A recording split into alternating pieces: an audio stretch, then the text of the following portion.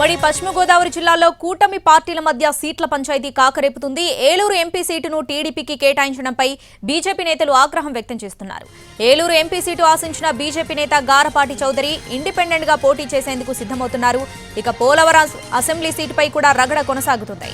పోలవరం సీటును బీజేపీకి కేటాయించడంపై టీడీపీ నేతలే అసంతృప్తి వ్యక్తం చేస్తున్నారు. పోలవరం అభ్యర్థిని మార్చాలంటూ పట్టుబడుతున్నారు. నరసాపురం పార్లమెంటు పరిధిలో అభ్యర్థులను మారుస్తారని ప్రచారం జరిగినా మార్పులు చేసేందుకు మాత్రం ఇష్టపడడం లేదు టీడీపీ బీజేపీ. నరసాపురం ఎంపీ అభ్యర్థిగా బీజేపీ తరపున శ్రీనివాస వర్మ, ఉండి అసెంబ్లీ కూటమి అభ్యర్థిగా రామరాజునే కొనసాగిస్తున్నారు.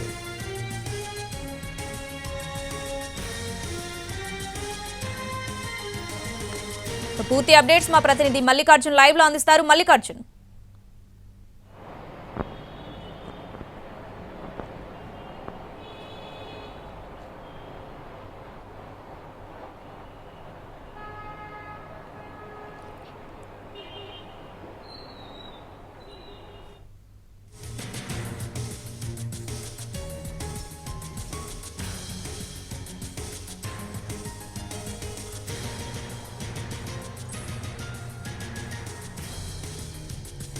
ఉమ్మడి పశ్చిమ గోదావరి జిల్లాలో కూటమి పార్టీల మధ్య సీట్ల పంచాయతీ కాకరేపుతుంది. ఏలూరు ఎంపీ సీట్ను టీడీపీకి కేటాయించడంపై బీజేపీ నేతలు ఆగ్రహం వ్యక్తం చేస్తున్నారు. దీనికి సంబంధించి పూర్తి అప్డేట్స్ మా ప్రతినిధి మల్లికార్జున్ అందిస్తారు. మల్లికార్జున్, శ్రావణి, ఉమ్మడి పశ్చిమ గోదావరి జిల్లాలో నరసాపురం పార్లమెంటుకు సంబంధించి సీట్ల సర్దుబాటు దాదాపుగా పూర్తయింది. ఇక్కడ మార్పులు చేర్పులు ఏమాత్రం కూడా ఉండేటటువంటి అవకాశం లేదు. కానీ ఏలూరు పార్లమెంటుకు సంబంధించి మార్పులు బీజేపీ నాయకులు ఎక్స్పెక్ట్ చేశారు. ఎందుకంటే ఇక్కడ మొదటి నుంచి కూడా బీజేపీ తరఫున గారపాటి చౌదరి పోటీ చేసేందుకు సిద్ధమయ్యారు. కానీ ఈ సీటును తెలుగుదేశం పార్టీ తరఫున పుట్టా మహేష్కు కేటాయించడంతో ఇప్పటికీ కూడా బీజేపీ నేతల ఆగ్రహం కొనసాగుతూ ఉంది. బీజేపీ తరఫున రెబెల్ అభ్యర్థులుగా బరిలో దిగేందుకు రాష్ట్ర ప్రధాన కార్యదర్శి గారపాటి సీతారామాంజనేయ చౌదరి సిద్ధమవుతున్నారు. దీనిపైన త్వరలోనే ప్రకటన ఉండేటటువంటి అవకాశం ఉంది. 22వ తేదీన నామినేషన్ కూడా వేస్తారనేటటువంటి ప్రచారం సాగుతోంది. మరోపక్క నరసాపురం పార్లమెంటుకు సంబంధించి సీట్ల మార్పులు చేర్పులు ఉంటాయనేటటువంటి ఊహాగానాలు పెద్ద ఎత్తున వినిపించాయి.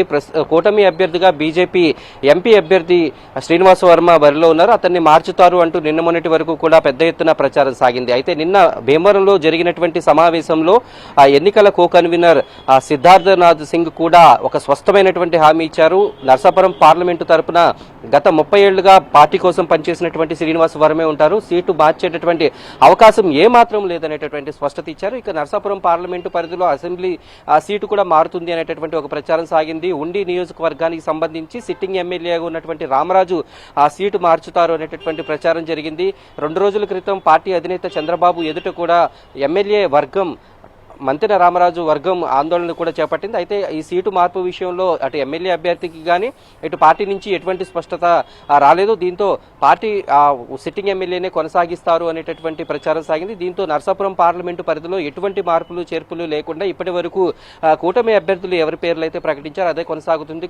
కానీ ఏలూరు పార్లమెంటు పరిధిలో మాత్రం పార్టీకి కూటమికి నిరసన శాఖ తగిలేటటువంటి అవకాశం కనిపిస్తూ ఉంది. ఇక్కడ రెబల్గా బీజేపీ తరఫున గారపాటి చౌదరి పోటీ చేసేటటువంటి అవకాశం ఉంది. అలాగే పోలవరం అసెంబ్లీకి సంబంధించి జనసేన తరఫున చిర్రి బాలరాజును మార్చాలి అంటూ తెలుగుదేశం పార్టీ తరఫున ఆందోళన చేపడుతున్నారు. 2 రోజుల క్రితం పార్టీ అధినేత ముందు కూడా పోలవరం టీడీపీ నాయకులు ఆందోళన చేపట్టడం జరిగింది. ఆ సీటును తెలుగుదేశం పార్టీకి కేటాయించాలి, పోలవరంలో జనసేన అభ్యర్థి అయితే ఓటమి పాలవుతారు అని వాళ్ళందరూ కూడా చెప్పడం జరిగింది. ఇప్పటికీ తెలుగుదేశం పార్టీ నాయకుల్లో ఎవరైతే ఉన్నారో గత ఎన్నికల్లో పోటీ చేసినటువంటి అభ్యర్థి ఇప్పటికీ కూడా జనసేనకు సహకరించినటువంటి పరిస్థితి కనిపిస్తోంది. దీంతో ఇక్కడ ఎటువంటి మార్పులు జరగబోతాయి అనేటటువంటి ఒక చర్చ జరుగుతోంది. ఒక పక్క బీజేపీ తరఫున రెబల్ అభ్యర్థిగా గారపాటి చౌదరి పోటీ చేస్తే ఇక్కడ తెలుగుదేశం పార్టీ పైన ఆ ప్రభావం కూడా పడేటటువంటి అవకాశం ఉన్నటువంటి నేపథ్యంలో ఆ పార్టీ అధిష్టానం ఇటు కూటమిలో ఎటువంటి నిర్ణయాలు తీసుకుంటారు అనేది మాత్రం ఏలూరులో ఇంకా ఒక సస్పెన్స్ గా అయితే కొనసాగుతోంది. దీనిపైన ఇప్పటికీ గారపాటి చౌదరి పోటీకి సిద్ధమవుతున్నటువంటి నేపథ్యంలో తెలుగుదేశం పార్టీ ఎమ్మెల్యే అభ్యర్థులపైన ఆ ప్రభావం పడుతుంది. ఇప్పటికీ పోటీ నుంచి విరమించుకోవాలి అంటూ పలుమార్లు జిల్లా అధ్యక్షుడు గన్ని వీరాంజనేయులు కూడా బీజేపీ రాష్ట్ర అధ్యక్షుడితో చర్చలు జరిపారు. కానీ అవన్నీ కూడా ఫలించినట్టు ఫలితం లేదు. కార్యకర్తల ఒత్తిడి మేరకు, బీజేపీ శ్రేణుల ఒత్తిడి మేరకు గారపాటి చౌదరి పోటీ ప్రకటన రేపు ఉండేటటువంటి అవకాశం ఉంది. 22వ తేదీన నామినేషన్ వేస్తే ఆ ప్రభావం ఇటు కూటమి అభ్యర్థులపైన చాలా స్పష్టంగా పడేటటువంటి అవకాశం ఉంది. Shravani. Right Mallikarjun, thanks for the updates.